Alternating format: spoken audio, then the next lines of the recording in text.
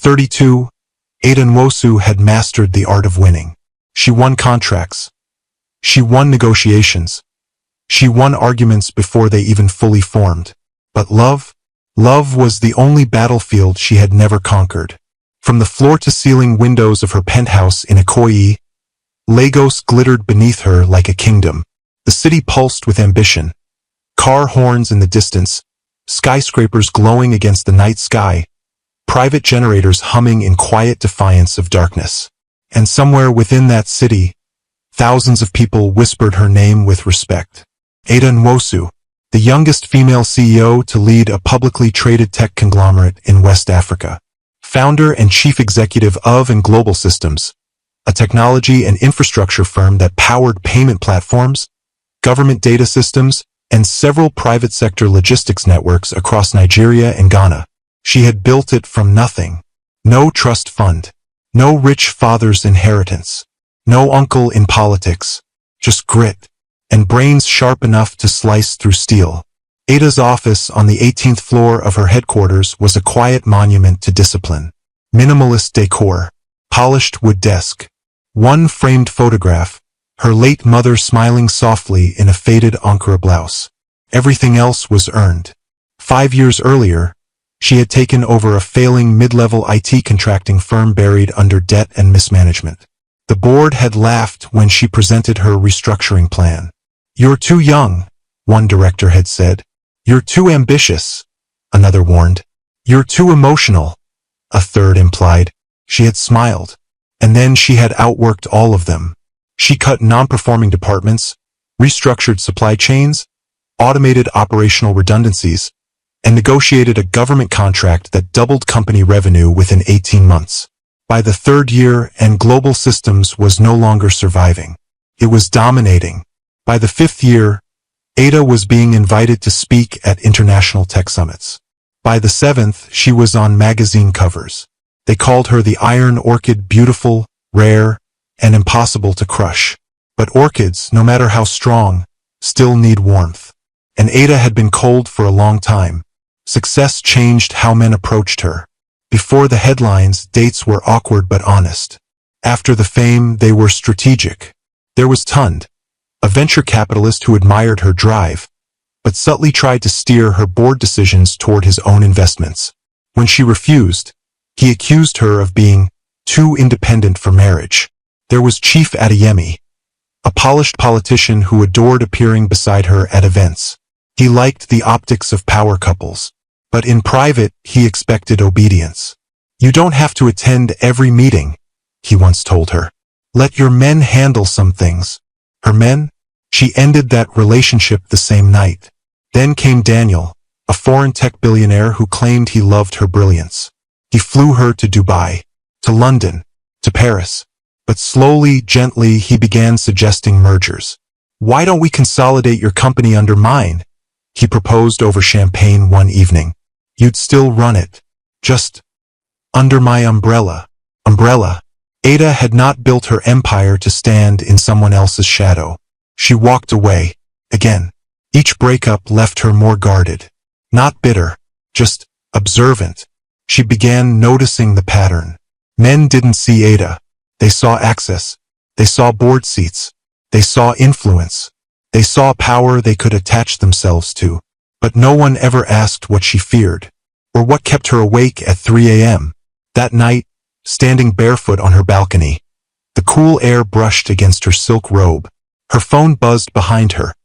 A congratulatory message from a senator regarding a new government contract. She ignored it. The city sparkled below, but inside her chest was a hollow echo. Her assistant had once joked that Ada's calendar was booked 6 months in advance. Board meetings, strategy sessions, investor calls, press interviews, charity galas. Her life was scheduled, but love could not be scheduled, and loneliness did not respect status. She leaned against the railing and whispered into the night, "If I had nothing, would anyone still choose me?" The question startled even her. She wasn't insecure. She knew her worth. But worth, she realized, wasn't the same as being wanted without conditions. She thought of her mother, a schoolteacher who raised her alone after Ada's father died when she was 9. Her mother used to say, "True love is the one that sees you in your worst state and still stays." Ada had never allowed herself to be seen in her worst state. Not by anyone, because to be vulnerable in her world was to be prey. But what if she stripped everything away? No designer clothes, no title, no driver, no recognition. Would someone still stop? Would someone still care? Or would she become invisible? The idea began as a fleeting thought. Then it lingered. Then it rooted itself deep inside her mind. The next morning, Ada sat at the head of the boardroom table, composed as ever. Financial charts glowed on the screen. Her CFO presented projections confidently. The board applauded a recent expansion into Ghana. She nodded politely, but internally she was elsewhere. Testing, calculating, risk assessment. What would it cost her to disappear for 2 weeks? Minimal. She had capable executives. Operational systems were stable. The company would not collapse without her presence. But emotionally, it would cost her pride, and comfort, and control. She dismissed the meeting early. In her private office, she called her most trusted aide. "I'm taking leave," she said calmly. "How long, ma'am?" 2 weeks. Destination? Ada paused. Nowhere. There was silence on the line. Her assistant knew better than to question her. "Yes, ma'am." When the call ended, Ada sat back in her chair. She wasn't impulsive. Every move she made was strategic. And this was the most personal experiment of her life. She would test the world, not as Ada Nwosu CEO, but as someone the world ignored. Someone without status, without wealth, without power. She wanted to see who looked beyond appearances, who extended kindness without expectation, who didn't calculate advantage. She wanted proof that love could exist without transaction. That night, she stood before her mirror in silence. No makeup, no heels, just her reflection. For a moment, she questioned herself. Was this foolish? Was she romanticizing struggle? She had fought too hard to rise from nothing, and now she was voluntarily stepping back into it, even temporarily. But deep down, she knew something else. She wasn't testing men. She was testing hope. If she found no one, if every passerby ignored her, the kindness proved rare, at least she would know the truth. And Ada preferred harsh truth over beautiful illusions. She reached up and removed her diamond earrings, placed them carefully into a velvet box. Then her watch. Layer by layer, she stripped away the image of invincibility. For the first time in years, she felt exposed. Not weak, just human. And maybe, just maybe, that was the version of herself someone could love. Across the city, a man named Obinna Okoye was reviewing blueprints in his own office, unaware that destiny was quietly arranging their collision. 2 empires, 2 leaders, 2 lonely hearts, and a question that would soon change both their lives. Would love recognize greatness when it was dressed in rags? Ada had negotiated Billionaire contracts without flinching, but standing inside a small theatrical makeup studio in Surulere, watching her reflection slowly disappear, made her pulse unsteady in a way no boardroom ever had. "Are you sure about this?" the makeup artist asked gently. Ada's voice was steady. Very. She had chosen the studio carefully. Discreet, trusted by film producers, known for realistic character transformations. No one there knew her by face. She had sent an assistant ahead to arrange everything anonymously. Layer by layer, the illusion began. Her flawless skin was dulled and darkened unevenly. Fine artificial lines etched subtle hardship into her face. A faint scar was added along her jaw. Her eyebrows were thinned. Her lips were dried slightly with safe cosmetic effects. Then came the clothes. An oversized faded blouse. A wrapper frayed at the hem. Old rubber sandals worn thin at the sole. The final touch. A slight limp. Practiced, measured, believable. When she finally looked up at the mirror, Ada Nwosu was gone. In her place stood someone the city would not notice twice. Someone named Amaka, and for the first time in years, she felt small. She did not leave through her usual entrance. No security convoy. No driver opening doors. No tinted SUV. Instead, she exited through the service elevator of her own building at dawn. The security guard glanced at her briefly and looked away. He did not recognize her. The realization struck deeper than she expected. This was what invisibility felt like. She stepped into the early Lagos morning, clutching a small nylon bag that contained nothing but bottled water and a simple cardboard sign she had written the night before. Please help. No family. She chose Victoria Island deliberately. Corporate territory. Wealth walked those streets daily. If kindness existed among power, she would find it there. By 8:15 a.m., the sidewalks were alive. High heels clicked against concrete. Car engines purred. Phones rang sharply as executives hurried into glass towers. Ada lowered her eyes and sat near a bus stop opposite a large corporate building. Her heart pounded. Not from fear. From vulnerability. The first person passed without looking. The second wrinkled her nose. The third dropped a coin without breaking stride. The coin hit the ground and rolled away. She stared at it. He hadn't even placed it in her hand. By 10 a.m., the sun was merciless. Sweat trickled down her neck. The makeup felt heavy.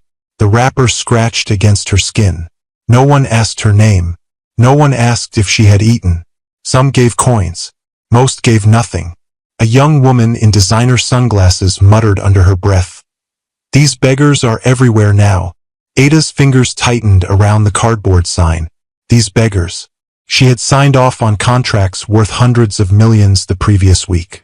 And today she was reduced to background noise. It hurt more than she anticipated. Not because of pride, but because she saw clearly now what power insulated her from. Disregard.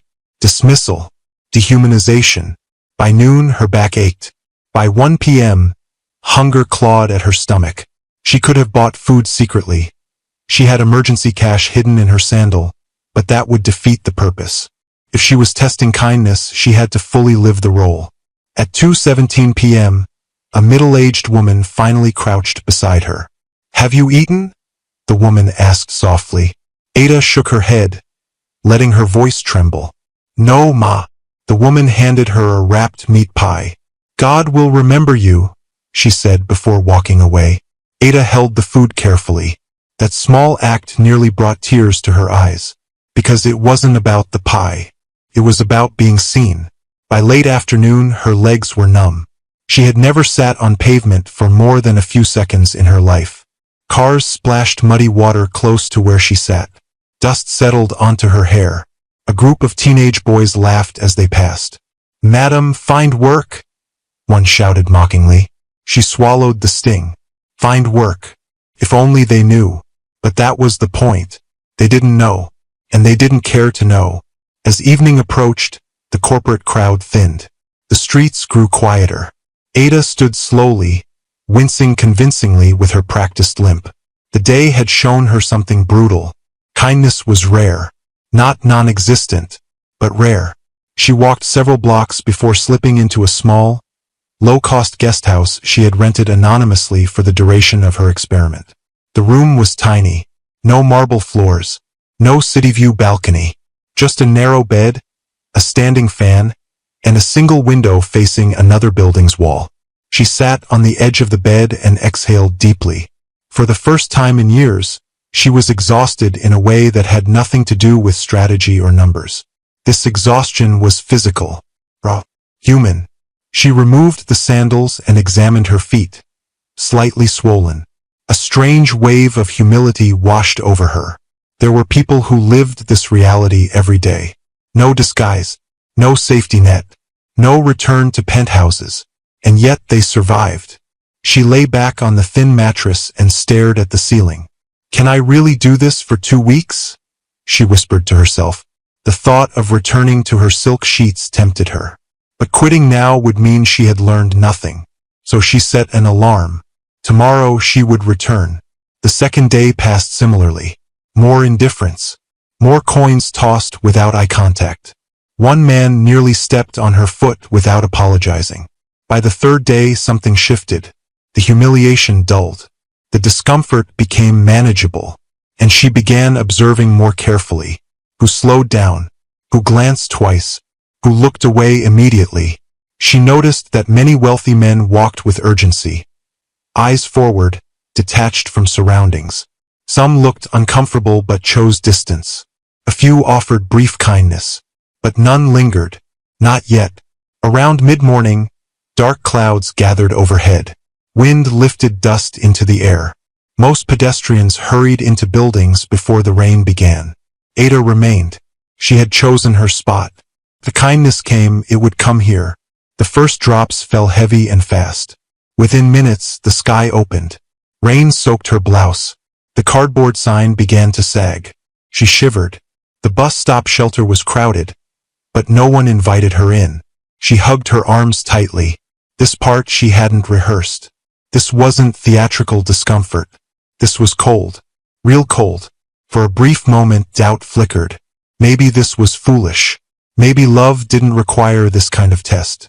Maybe she was chasing something idealistic. Then she heard it. Car door closing.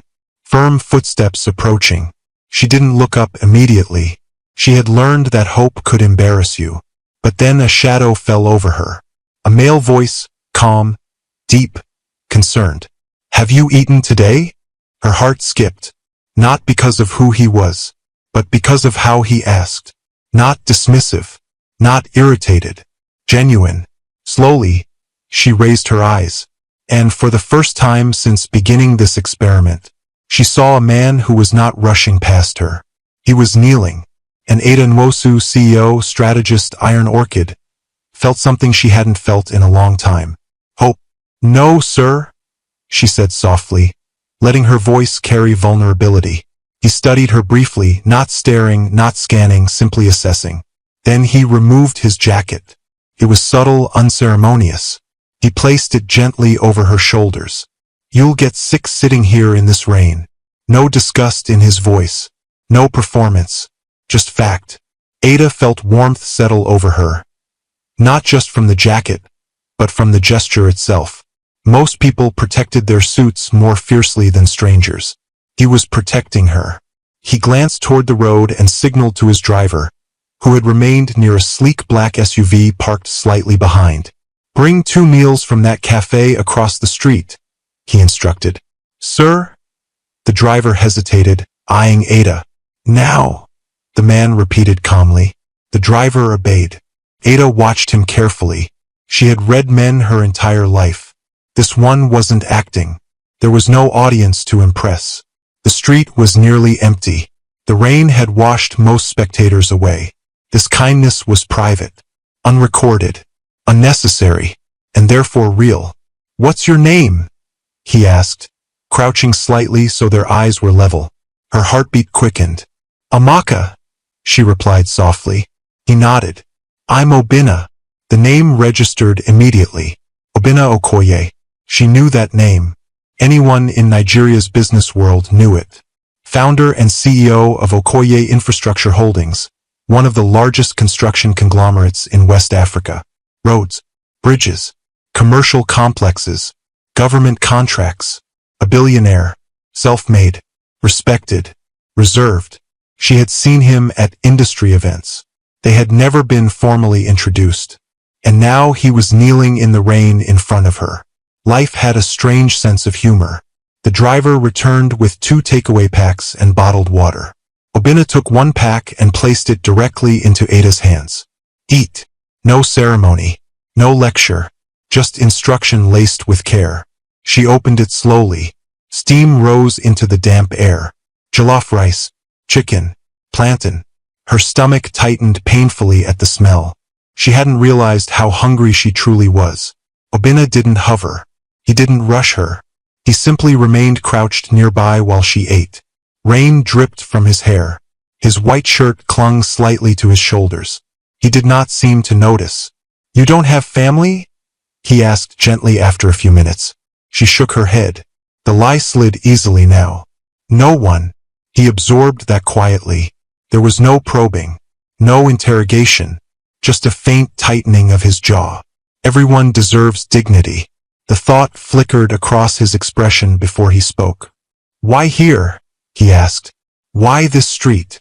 Ada paused carefully. People with offices, she answered.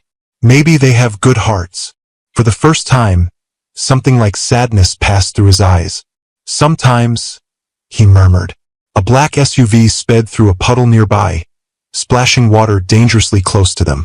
Obinna instinctively shifted slightly to shield her from it. She noticed every detail, every instinct. This was not performative compassion. It was reflex. He stood slowly after she finished eating. You can't stay in this rain, he said again. There's a bus shelter down the road. It's covered. She hesitated. Thank you.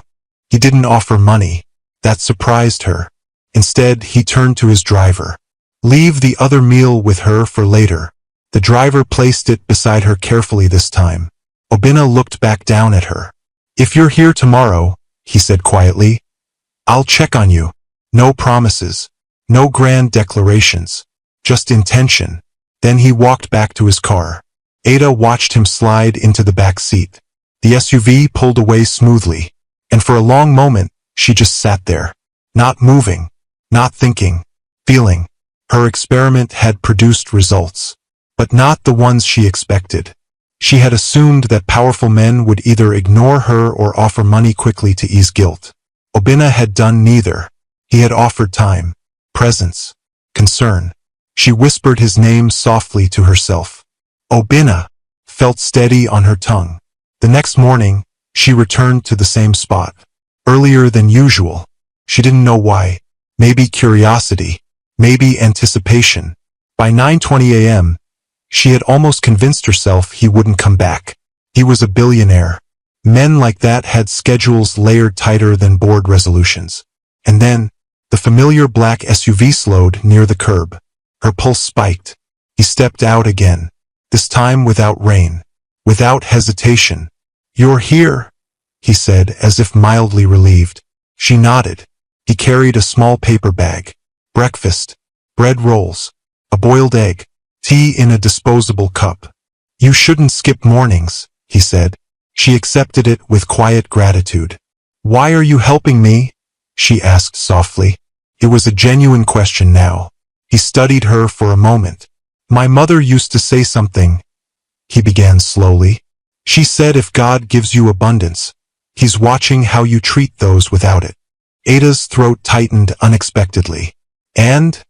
She prompted. And I don't like the idea of someone being hungry on a street I walk past daily. Simple. Direct. Uncomplicated. No savior complex.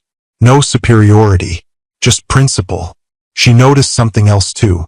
He wasn't staring at her face with curiosity. He wasn't trying to analyze her beauty beneath the dirt. He was looking at her eyes when she spoke, as if she were equal. The irony almost made her laugh. He checked his watch reluctantly. I have meetings, he said, but I'll pass again later. She nodded. As he turned to leave, something inside her shifted subtly. This was no longer just research. It was becoming personal. Because for the first time in years, a man was interacting with her without knowing her status, without calculating benefit, without adjusting his tone based on power. He wasn't impressed. He wasn't intimidated. He was simply kind. And that frightened her more than indifference ever could. Because kindness had the power to break defenses she had built carefully for years. As his car disappeared into traffic once more, Ada pressed the warm paper cup of tea between her palms. Her experiment had begun as a test. But now it felt like something else entirely. A door opening. Possibility forming. She whispered quietly to herself. Careful, Ada. Because if this was real, if this kindness held steady, if this man turned out to be exactly who he appeared to be, then the disguise wouldn't just test him. It would test her heart too. And she wasn't sure she was ready for that. By the 6th day, Ada was no longer surprised when the black SUV slowed near the curb. She expected it, and that frightened her. Anticipation was dangerous. It created attachment, and attachment complicated experiments. Still, when Obinna stepped out that morning, something warm fluttered in her chest. Something she hadn't felt in years without calculation. He wasn't wearing a full suit today. Just a crisp white shirt, sleeves rolled slightly at the forearm, dark trousers, no tie. He looked human, less boardroom, more man. "You're early," he observed gently. She nodded. "Sometimes it's quieter before the rush." He crouched again, handing her breakfast without ceremony. "You didn't sleep on the street, did you?" Her pulse skipped. She had anticipated this question. "There's a place," she answered vaguely. "Temporary." He studied her carefully. His eyes weren't suspicious. They were protective. That difference mattered. "Temporary isn't safe," he said quietly. Ada looked down, pretending discomfort.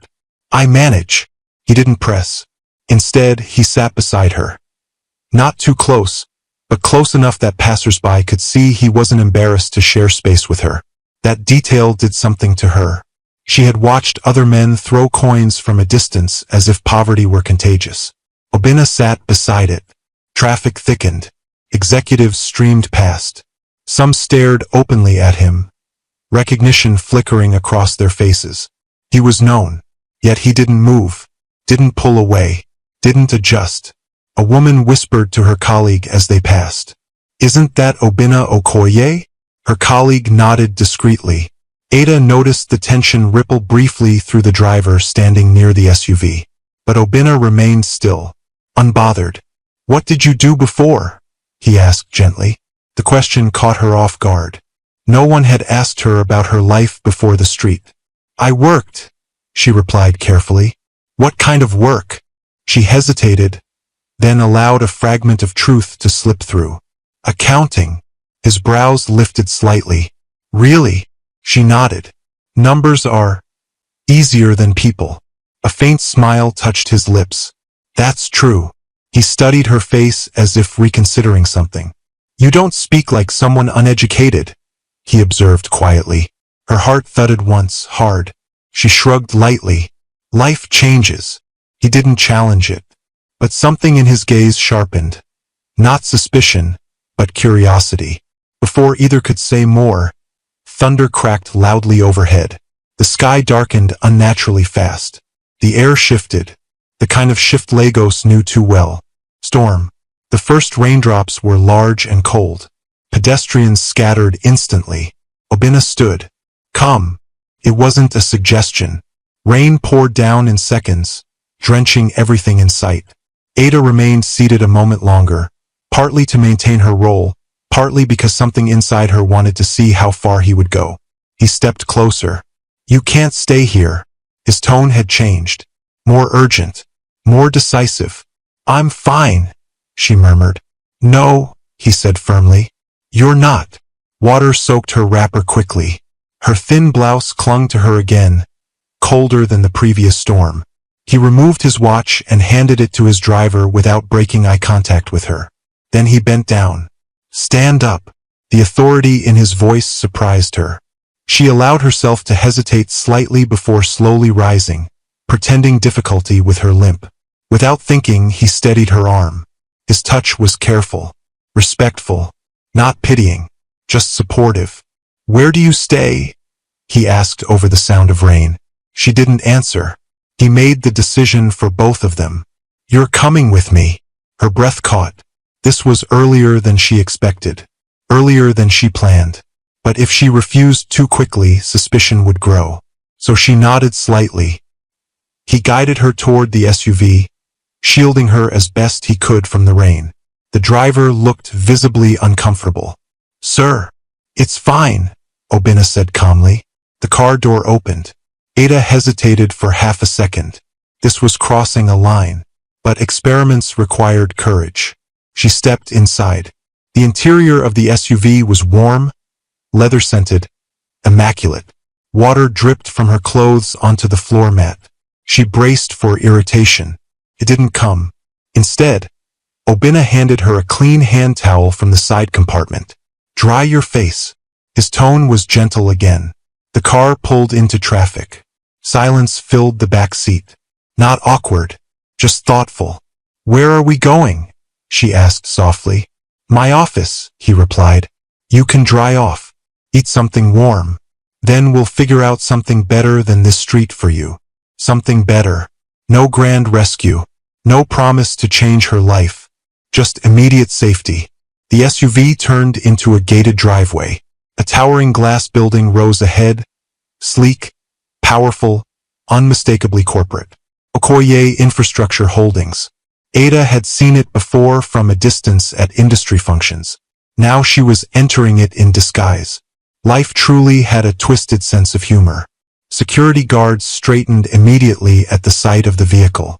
The gate opened smoothly. As the SUV parked underground, Ada felt something unexpected. Nervousness. Not because she feared being discovered, but because she was stepping into his world while hiding hers. The lobby was vast. Marble floors reflected the overhead lights.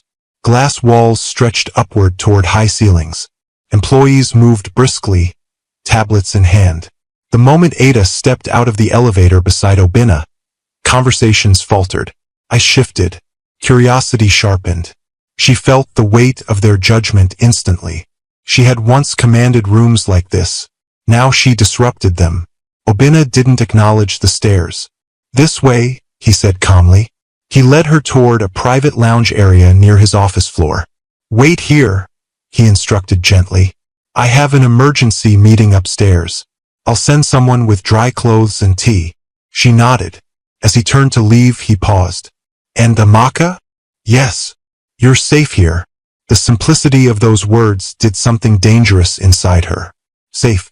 She hadn't realized how rarely she allowed herself to feel that. He disappeared down the corridor toward the executive wing. Ada sat quietly. Employees pretended not to stare, but they stared. Whispers floated faintly. Who is she? Why is she here? Did Sir bring her? A flicker of irony touched her lips. If only they knew. A young female staff member approached nervously with a folded set of plain clothes. Sir asked me to give you this, she said politely. Ada accepted them with a soft thank you. Minutes later, alone in a private restroom, she changed into the simple spare outfit provided. She washed some of the rain from her face but left most of the makeup intact. As she dried her hands, she heard voices drifting faintly from down the hall. Raised voices. Tension. She stepped slightly closer to the partially closed executive conference room door. Inside, men argued. The numbers don't balance. We've reviewed it 3 times. This deal collapses if we can't explain the discrepancy. Ada's pulse quickened. Accounting. Her field. Her strength. She leaned subtly closer. On the glass wall screen inside the room, financial projections were displayed. Even from her angle, she could see columns misaligned. Deferred revenue misapplied. Currency conversion errors. A consolidation issue across subsidiaries. It was obvious to her. Painfully obvious. And suddenly, the experiment shifted again. This was no longer about testing kindness. This was about identity. About brilliance hidden beneath dirt. About power cloaked in rags. She straightened slowly. The voices inside grew more frantic. Obinna's voice cut through firmly. Fix it. Silence followed. Ada exhaled slowly. Then, before she could overthink it, she reached for the door handle and pushed it open. The boardroom door opened quietly. But in a room filled with tension, even quiet sounds were loud. Every head turned. 6 senior executives sat around a long mahogany table. A financial projection glowed across a massive screen at the front of the room. Papers were scattered. Coffee cups half-finished. Jackets loosened. And standing at the head of the table, Obinna Okoye, commanding, frustrated, focused, until his eyes landed on her. Amaka? His voice carried surprise, not irritation. You shouldn't be up here. Ada stepped inside slowly. She could feel their eyes on her. Confusion, disapproval, annoyance. One executive leaned toward another and whispered, "What is this?" Another frowned openly. Security.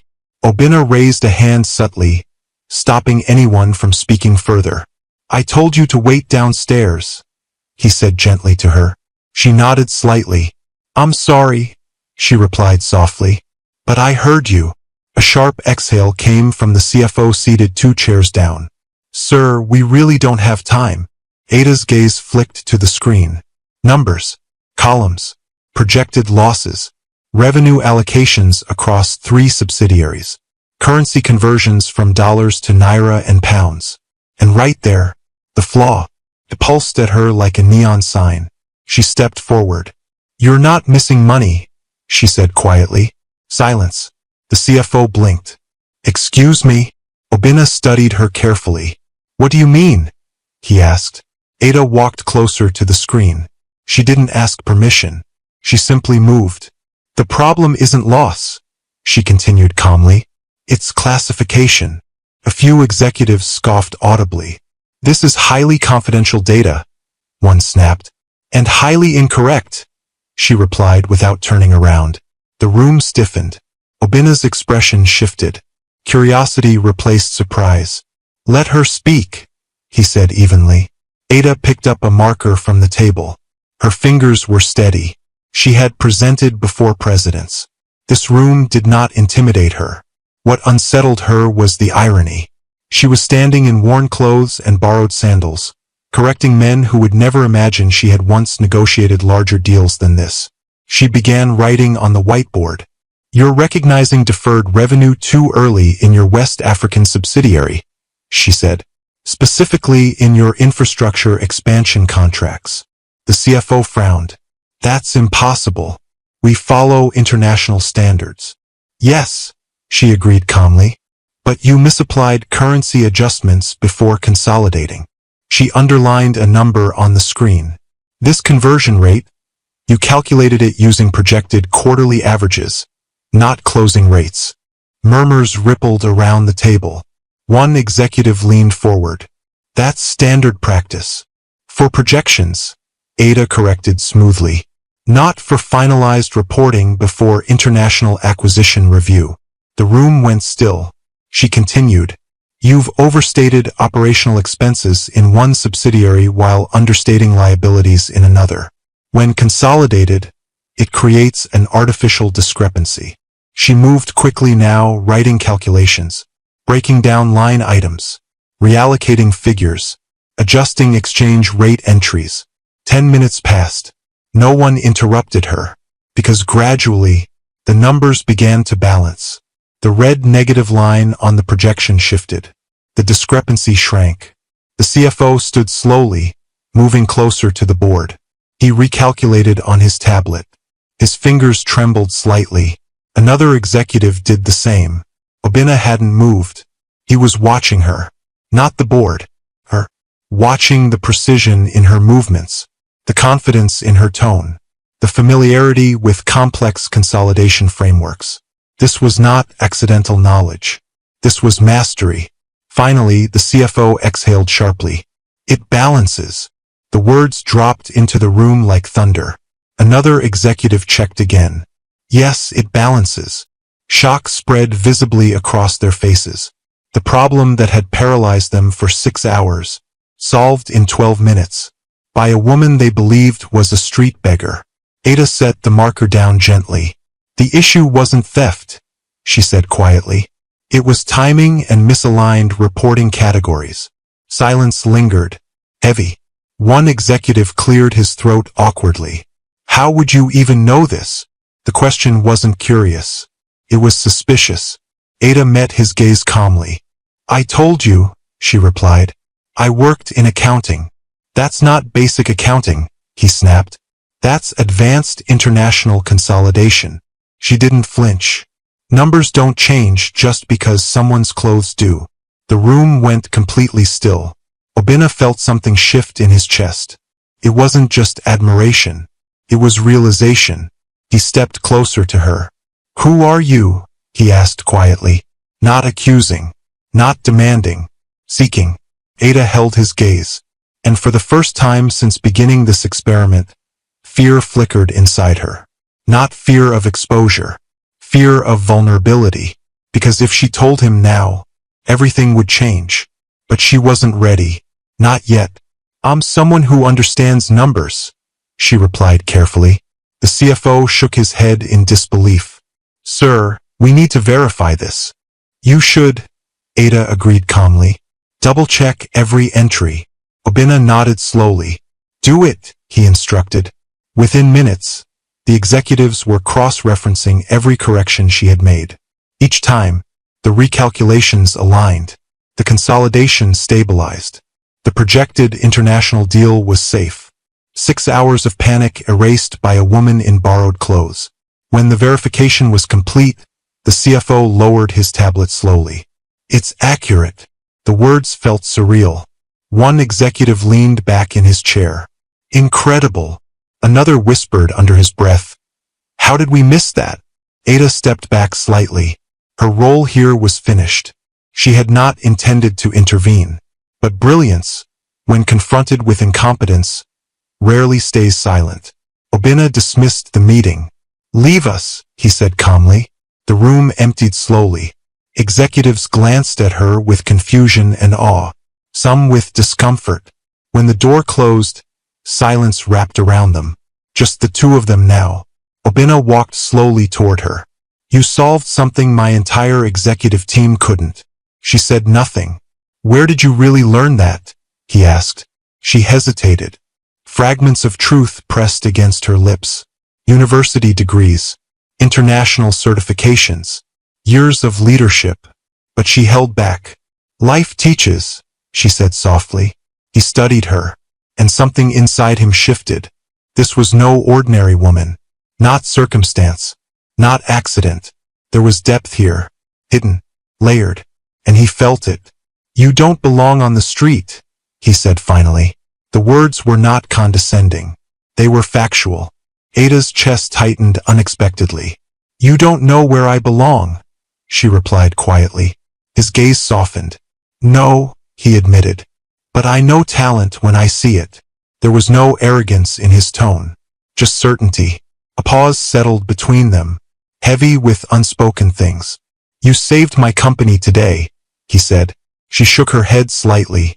"You were going to find it eventually. Not before the deal collapsed." Silence again. Then he did something unexpected. "Stay," he said. Her breath caught. "Stay here. Not in the lobby. I can arrange something better. Place. Work, if you want it."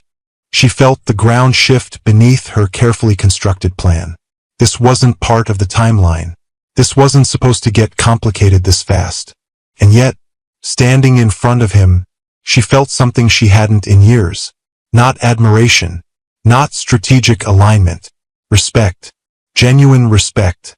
And that was far more dangerous than attraction. "I'll think about it," she said quietly. He nodded. No pressure.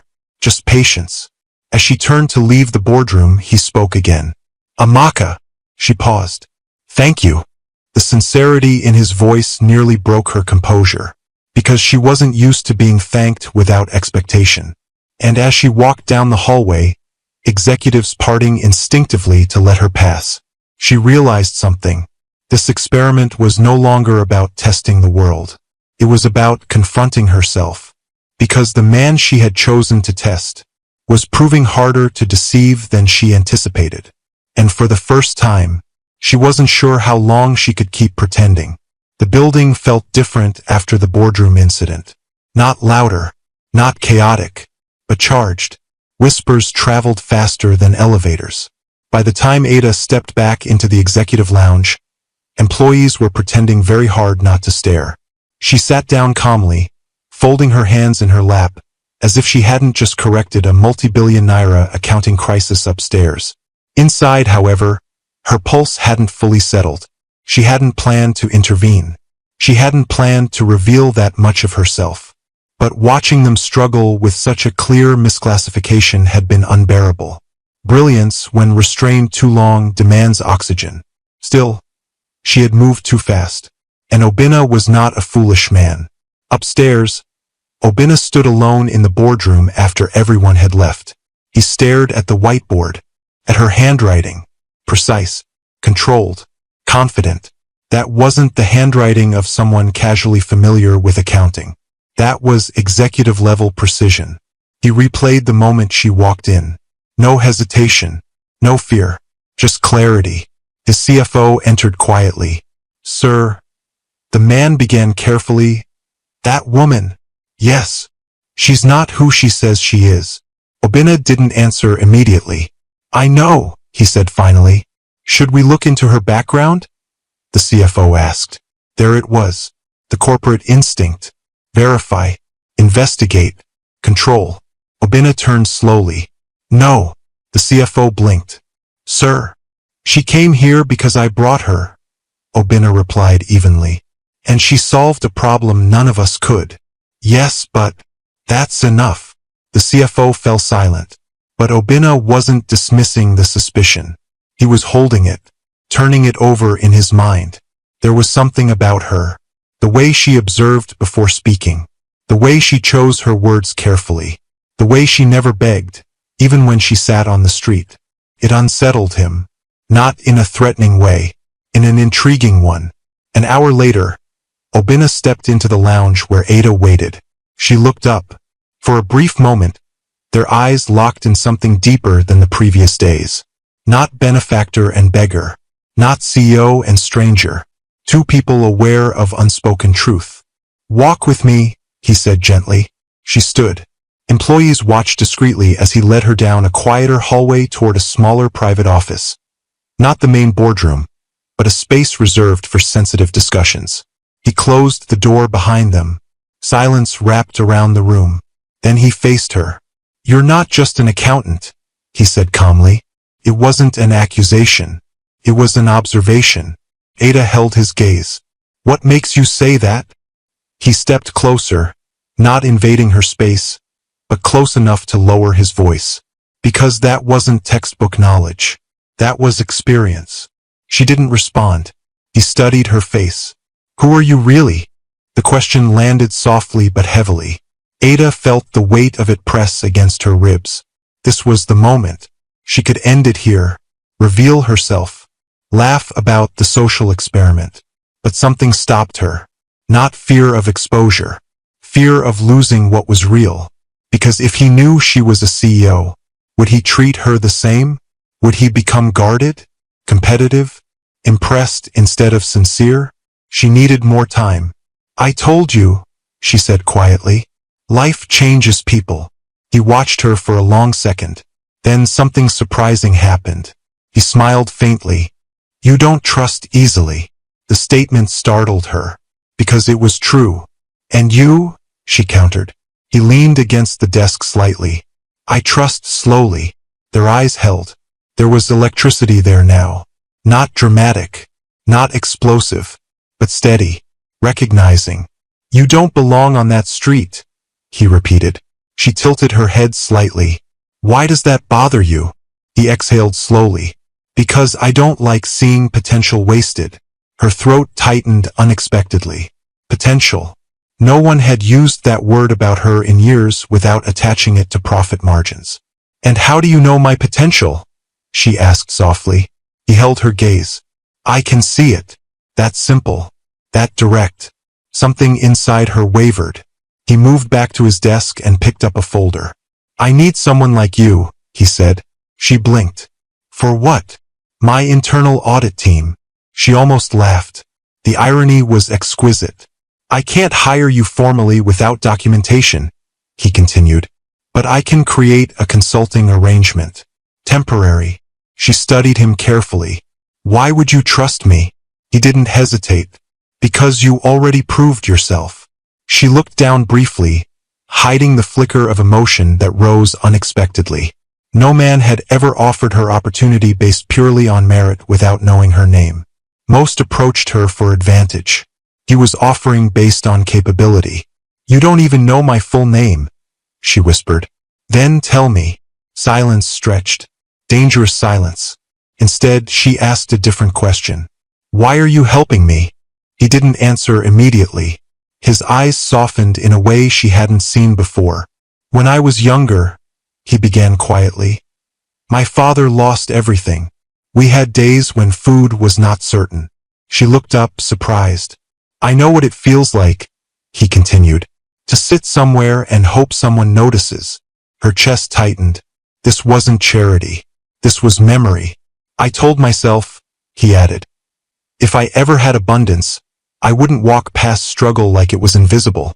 There it was again. Not savior complex. not superiority, principle. And suddenly she felt something unfamiliar. Guilt. Because she wasn't who he believed she was. She wasn't struggling. She wasn't helpless. She was testing him. And he was passing without knowing there was an exam. A knock interrupted them. One of his senior executives stepped in nervously. "Sir, the revised financial summary is ready." Obinna nodded. "Leave it." The executive placed the folder on the desk, but his eyes lingered on Ada. Suspicion flickered clearly now. "Sir," the executive added cautiously, "are you certain this situation is safe?" Ada caught the subtext immediately. He meant her. Obinna's tone cooled slightly. "I am." The executive left. The door closed. Ada exhaled softly. "You're inviting trouble," she said. He looked at her steadily. "Am I?" She met his gaze. "Yes." He smiled faintly. "I've handled worse." The confidence in his voice wasn't arrogance. It was assurance. And something inside her began unraveling. Because this man wasn't intimidated by what he didn't understand. He leaned into it. As she prepared to leave the office later that afternoon, he walked her to the elevator. Employees pretended to focus on their screens. Whispers followed quietly. "Sir doesn't bring strangers upstairs." "Who is she?" "Did you see the boardroom footage?" The elevator doors opened. Before she stepped inside, he spoke again. "Come back tomorrow." Not a command. A request. She hesitated. "Why?" "Because I want to know you." The simplicity of that nearly undid her. No one had said those words to her without agenda in years. She nodded slowly. "Tomorrow." The elevator doors closed. As she descended, her reflection stared back at her in the mirrored walls. Dirt-smudged face, borrowed clothes, hidden empire, and eyes that were no longer just observing. They were feeling. Upstairs, Obinna stood still for a moment longer. Then he turned to his assistant. "Run a quiet background check," he said. "Sir." "Nothing invasive. Just make sure she's not in danger." He wasn't investigating to expose her. He was protecting. And that difference would change everything. As Ada stepped back onto the street later that evening, she felt the experiment shifting beyond her control. She had wanted to test love stripped of status. But now she was testing something even more fragile. Trust. And if either of them pulled too hard on the truth, everything could snap. The headlines broke at 8:12 a.m. Not as scandal, not as gossip, but as routine corporate news. And Global Systems CEO returns from private strategy retreat. The photo attached to the article was unmistakable. Ada Nwosu, poised, elegant, in a tailored ivory power suit. Calm eyes, controlled smile, authority radiating effortlessly. Obinna stared at the image on his tablet for a long moment. His coffee had gone untouched. The name echoed in his mind. Ada Nwosu. He knew that face. Not from business galas. Not from industry panels. From the way she had looked at him across a conference table. From the precision of her handwriting on his whiteboard. From the quiet intensity behind dirt-smudged cheeks. His chest tightened slowly. The article continued beneath the photo. After a 2-week absence, the CEO of Global Systems is expected to announce a new cross-border expansion initiative this afternoon. 2 weeks. The exact length of time Amaka had appeared on the street. The exact length of time she had been in his life. His fingers curled slightly around the edge of the tablet. The assistant standing across from him cleared her throat nervously. "Sir, is everything all right?" Obinna's voice was calm. "Schedule a meeting." "With?" He looked up. Ada Nwosu. Ada stood at the head of her own boardroom, composed as ever. The disguise was gone. The limp vanished. The dirt washed away. Her natural elegance restored. Executives listened attentively as she outlined expansion plans with measured clarity. No one in this room would dare interrupt her. No one here underestimated her intelligence. And yet, her thoughts weren't fully present. They were across the city, in a glass building where a man with kind eyes was probably reading the same article. She had known this moment would come. She had calculated it carefully. Her 2-week leave had ended. Remaining Amaka any longer would raise suspicion from her own company.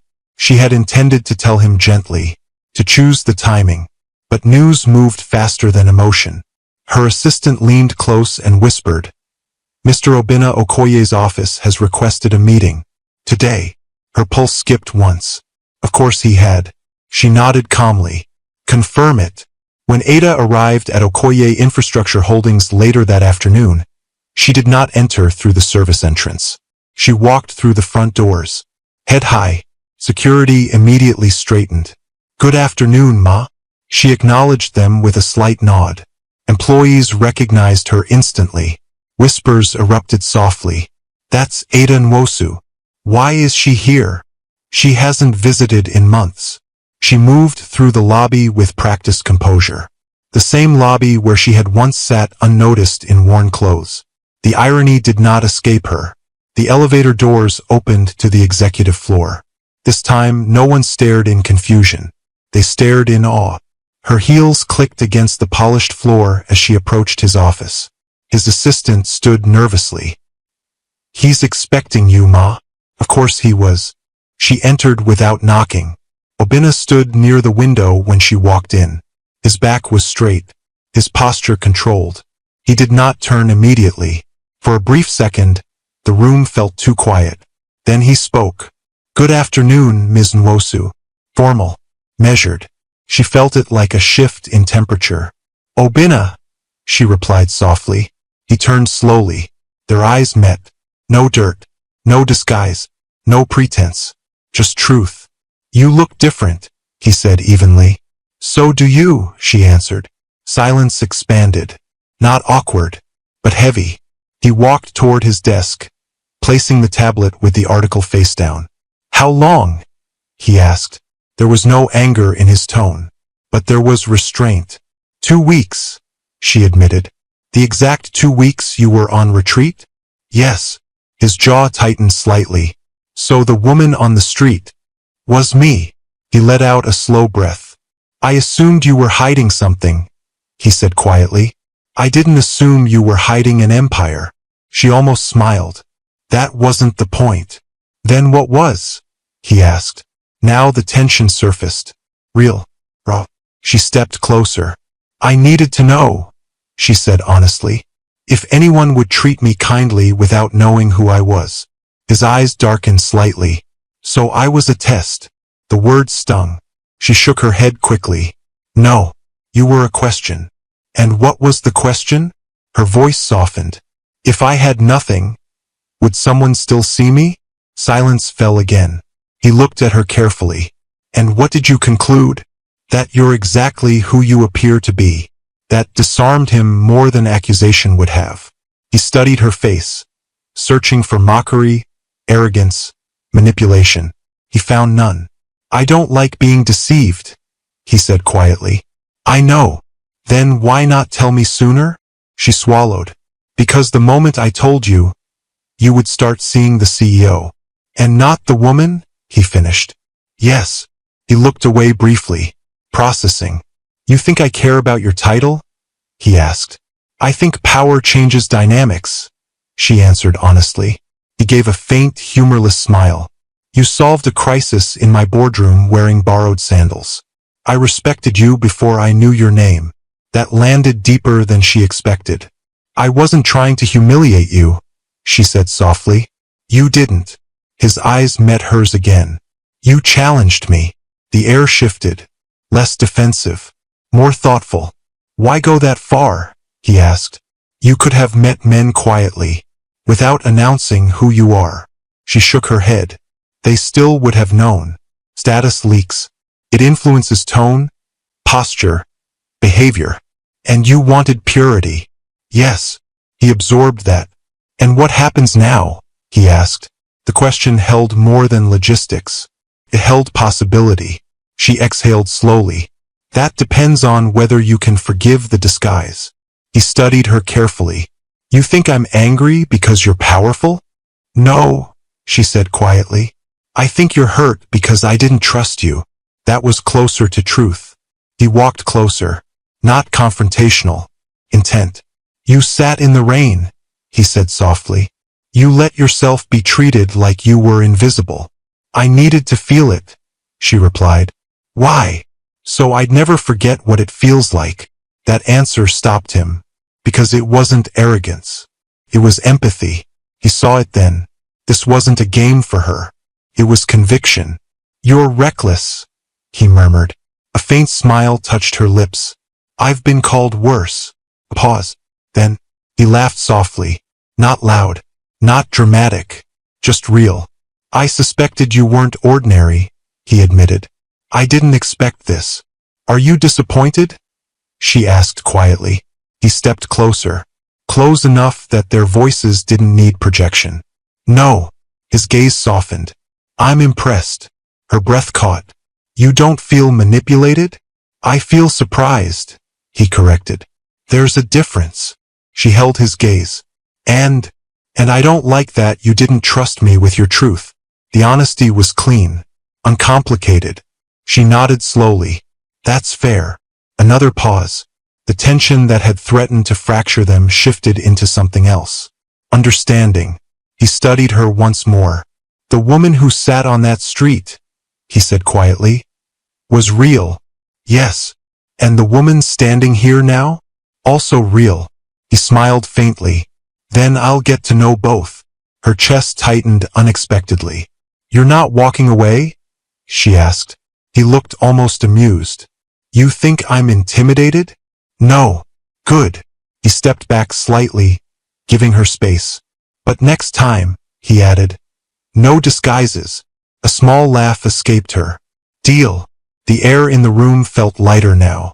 Honesty had not destroyed them. It had sharpened something, strengthened it. He extended his hand. Not for business. For choice. Ada Nwosu, he said quietly. May I start over? Her eyes warmed. She placed her hand in his. Yes. And this time, no masks. No cardboard signs. No hidden titles. Just two powerful people choosing each other with full awareness. Outside, Lagos moved as always. But inside that office, something real had begun. There was something strangely vulnerable about starting over. No disguises. No hidden identities. No silent evaluations.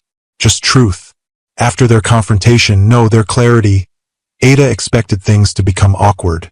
Instead, they became intentional. Obinna didn't rush her. He didn't dramatize the deception. He didn't make jokes about cardboard signs or rain-soaked mornings. He treated the reveal like what it was, a chapter closed. Not a wound. 3 days after the reveal, Ada received a message. Not through assistants. Not through corporate channels. Directly from him. Dinner. No boardrooms. No business. Just two people. 7:30? She stared at her phone longer than she meant to. It had been years since a message like that made her nervous. Not because she feared rejection, but because she was no longer in control of the narrative. And strangely, she liked that. She replied simply, 7:30 works. He didn't take her to a loud luxury hotspot. He chose somewhere quieter, refined, overlooking water. When Ada arrived, she wore a deep emerald dress, powerful yet understated. No dramatic jewelry, just confidence. Obinna stood as she approached the table. Not performative, respectful. You look, he began. She arched a brow slightly. He smiled, like someone who no longer needs disguises. She laughed softly. And you, she replied, taking her seat. Look like a man who survived an accounting ambush. He shook his head. I'm still recovering. The waiter poured wine. Silence settled for a moment. Not awkward, just careful. This was new ground. I've been thinking, Obinna began. That's dangerous, she teased. He ignored the joke lightly. You risked your safety for that experiment. She tilted her head. So did you. He studied her. You didn't have to prove anything. I wasn't proving, she corrected gently. I was protecting. From what? From loving someone who loves power more than me. That answer stayed between them. Heavy. Honest. Obinna leaned back slightly. I don't need your power, he said calmly. I have my own. She smiled faintly. That's why this works. There it was. Not fireworks. Not dramatic confession. Just acknowledgement. Over the next few weeks, something rare unfolded. They didn't merge their companies. They didn't attend events arm in arm immediately. They built privately. Morning calls before meetings. Late-night discussions about leadership decisions. Debates about expansion strategies across Africa. He challenged her ideas. She challenged his assumptions. Neither shrank. Neither competed. For the first time in her life, Ada did not feel like she had to soften her brilliance to remain desirable. And for the first time in his, Obinna did not feel like he had to dominate to remain respected. They were equals. Not mirrored. Complementary. One evening, she visited his home. Not as Amaka. Not secretly. Openly. His house overlooked the Lagos skyline. The city lights glittering like scattered diamonds. They stood on the balcony. No media. No executives. No audience. Just air and honesty. You know what surprised me most? He said quietly. What? You never once begged. She looked at him thoughtfully. I didn't know how. He studied her profile. Even in rags, you carried dignity. She turned slightly toward him. Because dignity doesn't belong to wealth. That struck him deeply. He had grown up watching wealth strip dignity from people. She had grown up fighting for both. You changed something in me, he admitted softly. She raised a brow. Oh, I used to measure people quickly. Efficiency habit. Now I pause longer. Her chest warmed at that. And you changed something in me, she said. He waited. I don't feel like I have to test you anymore. Silence. But this silence was full. Intentional. He stepped closer, not invading but present. I don't want to be tested, he said quietly. I want to be chosen. Her breath caught slightly. That's new for you, isn't it? She asked. Yes. And for me, she admitted. Their eyes held. Then softly, without drama, he kissed her. Not urgently. Not possessively. Just confirmation. And for the first time in years, Ada didn't analyze it. She felt it. It didn't take long for whispers to begin. Two CEOs meeting frequently. Private dinners. Shared appearances at a leadership summit in Abuja. Media eventually noticed. The headlines were inevitable. Power couple in the making? Ada Nwosu and Obinna Okoye spotted together. Her board asked cautious questions. His executives monitored public perception. But neither of them retreated. Because this wasn't strategic. It wasn't beneficial positioning. It was simple. They liked each other, respected each other, chose each other. One night, weeks into their quiet courtship, Ada asked him something serious. If our companies clashed in a bid tomorrow, what would you do? He didn't hesitate. Compete. She smiled. And if you lost? I'd congratulate you. And if I lost? I'd expect the same. She studied him carefully. And it wouldn't affect us? He shook his head slowly. If our relationship can't survive competition, it's not strong enough. That answer sealed something inside her.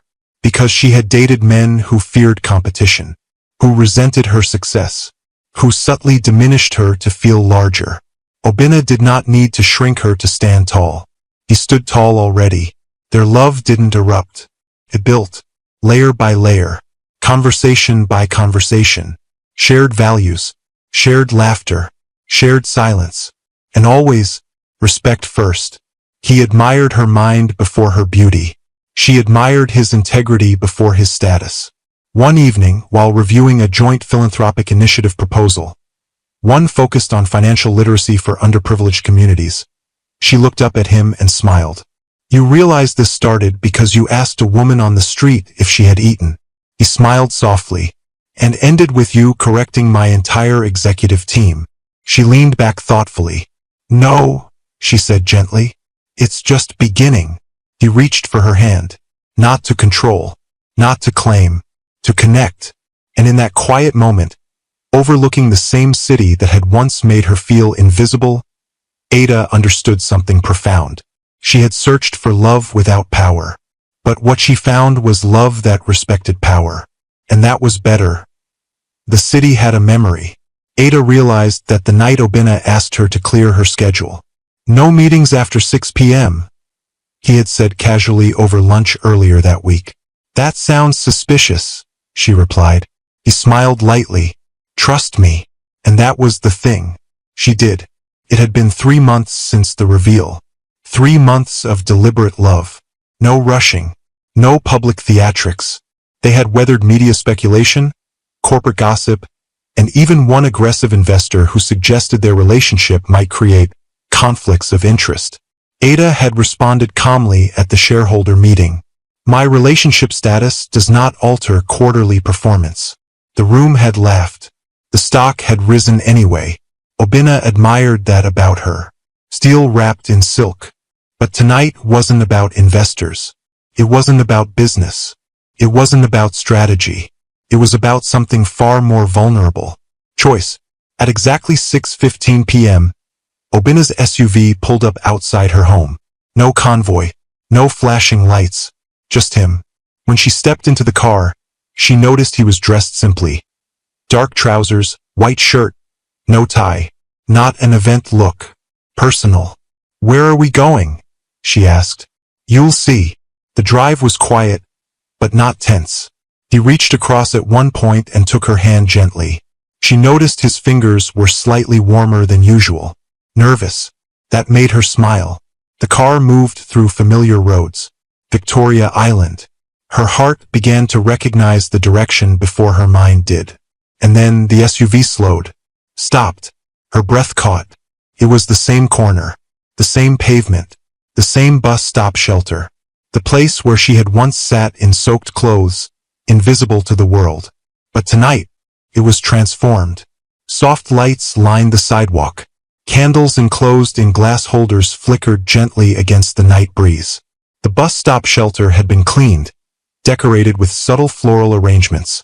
Not extravagant. Intentional. Her throat tightened.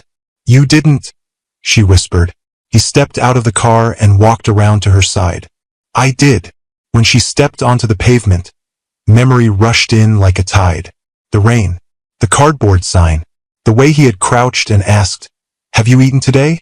He led her gently toward the center of the lit space. No press, he said quietly. No executives. No audience. Just them.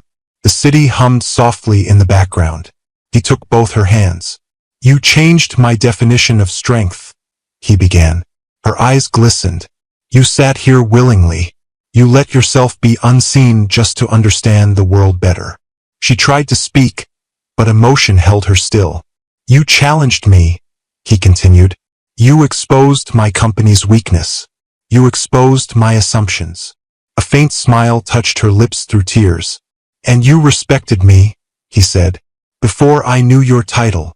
The air felt heavy with meaning. He stepped back slightly. Then, he lowered himself onto one knee. Her breath stopped. Ada Nwosu, he said, voice steady but soft. You are the most fearless woman I've ever known. You don't need saving. You don't need validation. And you don't need anyone to complete you. Her hands trembled. But I would be honored, he continued. To build with you, to argue with you, to compete with you, to stand beside you. He reached into his pocket and revealed a ring. Simple, elegant, powerful without being loud. From rags to boardrooms, he said quietly. From sidewalks to skylines. Will you marry me? Tears slipped down her cheeks freely now. For once, she did not care about composure. For once, she allowed herself to be overwhelmed. Yes, she whispered. He blinked. Yes. She laughed through tears. Yes. The word felt like release, like trust, like surrender without weakness. He slid the ring onto her finger. Fit perfectly. He rose and pulled her into his arms. Not possessive, protective, certain. And as they stood there, in the place where everything began, Ada realized something profound. Love had found her exactly where she had been willing to be vulnerable. They didn't leave immediately. They stayed, sitting on the bus stop bench together, her head resting lightly against his shoulder. You know, she said softly, if someone had told me I'd get engaged here, he chuckled, you would have corrected their financial projections. She laughed gently, then grew thoughtful. Thank you, she said. For what? For seeing me before you knew who I was. He turned slightly toward her. I saw you, he said, because you were always visible. She smiled, and in that moment she believed it. The next morning the news broke again. But this time it wasn't about market expansion. It was about union. CEOs Ada Nwosu and Obinna Okoye announce engagement. Financial blogs speculated about mergers. Business analysts predicted partnerships. But insiders knew the truth. There was no corporate strategy here. Just love built on respect. Her board congratulated her cautiously. His executives celebrated enthusiastically. But the most important reaction came privately. He sent her a message that evening. Still choosing me? She replied instantly. Every day. Later that night, as she stood alone on her penthouse balcony once again, the city stretched below her just as it had months earlier. But she felt different. Lighter. Stronger in a different way. Back then, she had asked the night, if I had nothing, would anyone choose me? Now she had her answer. Yes. And not because she was powerless, but because she was real. Footsteps approached behind her. Obinna stepped onto the balcony quietly. He wrapped his arms around her waist. She leaned back into him naturally. No more tests? He asked softly. She smiled. No more disguises. He kissed her temple gently, and together, they looked out over the city that had unknowingly witnessed their beginning. Full circle. Lagos had witnessed many extravagant weddings. Politicians had shut down entire streets for theirs. Oil magnates had flown in orchestras from Europe. Socialites had competed for headlines with diamond-encrusted gowns and fireworks displays that lit up the Atlantic sky. But this wedding, this one felt different. It wasn't louder. It was deeper. The union of Ada Nwosu and Obinna Okoye wasn't just the joining of two billionaires. It was the joining of two people who had seen each other stripped of illusion, and still chosen. Ada woke before sunrise. Not because of nerves, because of reflection. She stood barefoot in her dressing room, the soft early light filtering through sheer curtains. The wedding gown hung before her, elegant, structured, timeless. Not excessive, not dramatic, like her. Her phone buzzed gently on the vanity table. Messages flooded in. Board members, politicians, CEOs, international partners. She ignored them all. Instead, she picked up a different phone, an older one she rarely used, and scrolled to a single saved photo, a picture taken secretly by a street vendor months ago. It was grainy, unfiltered. She was sitting on the pavement in worn clothes. Obinna was crouched in front of her, offering food. No cameras had known who she was then. No headlines would have predicted today. She smiled softly. You saw me, she whispered. A knock sounded gently on the door. Her mother's sister entered quietly, eyes already misty. You're ready. Ada inhaled deeply.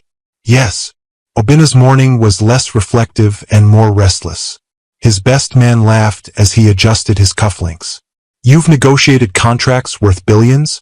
But you're nervous now? Obinna smiled faintly. This is the only contract I can't afford to lose. But beneath the humor was something real. Gratitude. He had built roads, bridges, and buildings across Nigeria. But the strongest foundation he had ever laid was trust. And today he would build on it publicly. The ceremony was held outdoors, overlooking the water at a private estate. White florals lined the aisle. Gold accents shimmered subtly under the afternoon sun. A soft orchestra played in the background, not overpowering, just present. Guests filled the seats. Industry leaders, family members, close friends, even a few employees from both companies who had quietly supported their journey. There were whispers about business alliances, speculation about joint ventures. But those conversations faded when the music shifted. Because Ada had stepped into view. She did not rush. She did not pose. She walked with steady grace. Every step measured. Not toward wealth. not toward power, toward partnership. Obinna stood at the altar, breath catching despite himself. He had seen her in silk. He had seen her in rags. But nothing prepared him for this moment. She wasn't just beautiful. She was certain. When she reached him, their eyes locked. The crowd disappeared. The city disappeared. There were no CEOs, no corporations, just two people who had survived vulnerability. They had written their own. Obinna spoke first. Ada, when I met you, I thought I was helping someone survive the rain.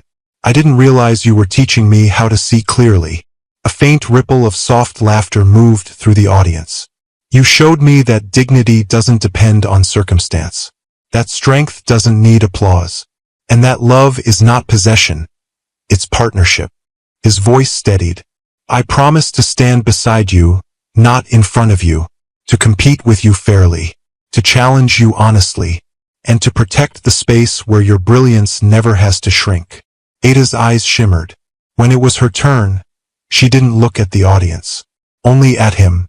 Obinna, I went searching for love without power. I thought that was the only way to know if it was real.